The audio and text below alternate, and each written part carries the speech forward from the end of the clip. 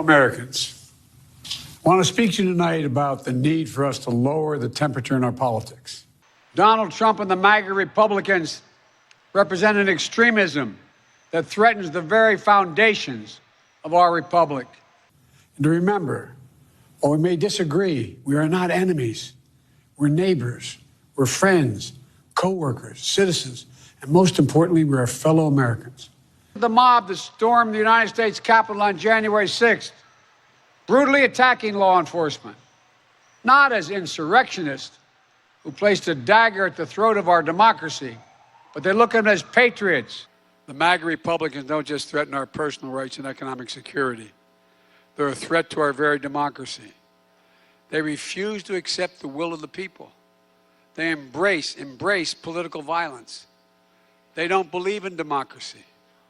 This is why, in this moment, those of you who love this country, Democrats, independents, mainstream Republicans, we must be stronger, more determined, and more committed to saving America than the MAGA Republicans are destroying America. We must stand together. Yesterday's shooting at Donald Trump's rally in Pennsylvania calls on all of us to take a step back, take stock of where we are, how we go forward from here. Thankfully, former Trump is not seriously injured. I spoke with him last night. I'm grateful. He's doing well, and Jill and I keep him and his family in our prayers. Tonight, I want to speak to what we do know. A former president was shot, an American citizen killed, while simply exercising his freedom to support the candidate of his choosing. We cannot, we must not go down this road in America. We've traveled it before throughout our history. Violence has never been the answer. They asked me, would I like to debate this gentleman? And I said, no. I said, if we were in high school, I'd take him behind the gym and beat the hell out of him.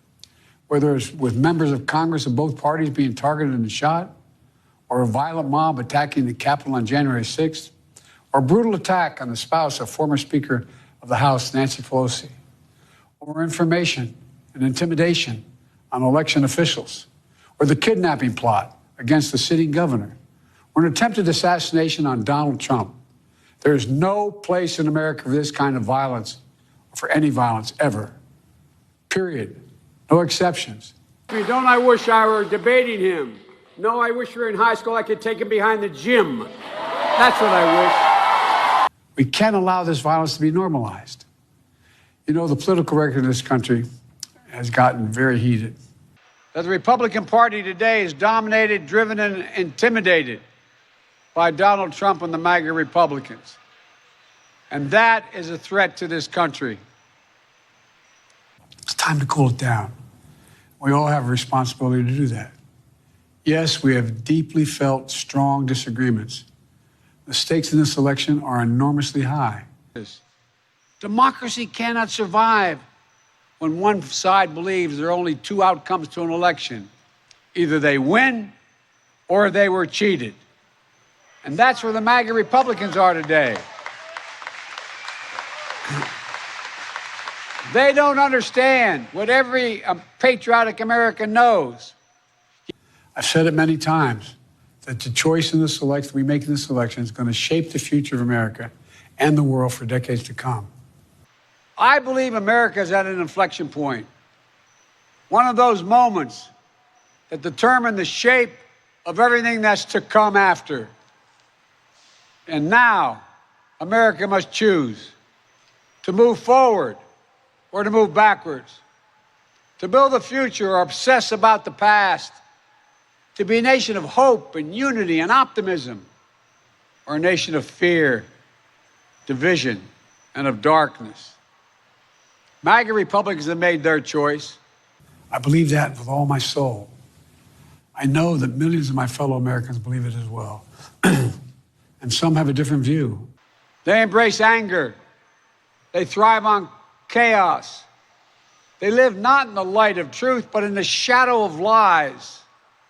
Disagreement is inevitable in American democracy. It's part of human nature. But politics must never be a literal battlefield, and God forbid, a killing field. But Trump is even more dangerous now. No, I'm serious. He's unhinged. He snapped. Trump said if he wins, he'll be a dictator on day one. He means it, folks. We're not going to let that happen. Over my dead body will happen. I believe politics ought to be an arena for peaceful debate, to pursue justice, to make decisions guided by the Declaration of Independence and our Constitution. We stand for an America, not of extremism and fury, but of decency and grace. It is true. MAGA Republicans do not respect the Constitution. They do not believe in the rule of law. They do not recognize the will of the people. All of us now face a time of testing as the election approaches. And the higher the stakes, the more fervent the passions become. This places an added burden on each of us to ensure that no matter how strong our convictions, we must never descend into violence. America needs to wake up and realize that Trump and his mega republic is what they're trying to do. We're going to join them, we're going to engage them, and we're going to stop them. The Republican convention will start tomorrow. I have no doubt they'll criticize my record and offer their own vision for this country. They promote authoritarian leaders and they fan the flames of political violence that are a threat to our personal rights, to the pursuit of justice, to the rule of law, to the very soul of this country. From the beginning, our founders understood the power of passion, so they created a democracy that gave reason and balance a chance to prevail over brute force. That's the American we must be. An American democracy where arguments are made in good faith. But there's no question that the Republican Party today is dominated, driven, and intimidated by Donald Trump and the MAGA Republicans. And that is a threat to this country. An American democracy where the rule of law is respected. I can't breathe. I can't breathe. George Floyd's last words, but they didn't die with him. They're still being heard, echoing all across this nation. They speak to a nation where, too often, just the color of your skin puts your life at risk. Peaceful protesters dispersed in order for a president from the doorstep of the people's house, the White House, using tear gas and flash grenades in order to stage a photo op. Wake-up call to our nation, in my view. It's for all of us, and I mean all of us. It's not the first time we've heard those words. They're the same words we heard from Eric Garner when his life was taken away 6 years ago. But it's time to listen to those words, to try to understand them, to respond to them, respond with action. A country is crying out for leadership. Leadership that can unite us, leadership that brings us together, leadership that can recognize pain and deep grief of communities that have had a knee on their neck for a long time.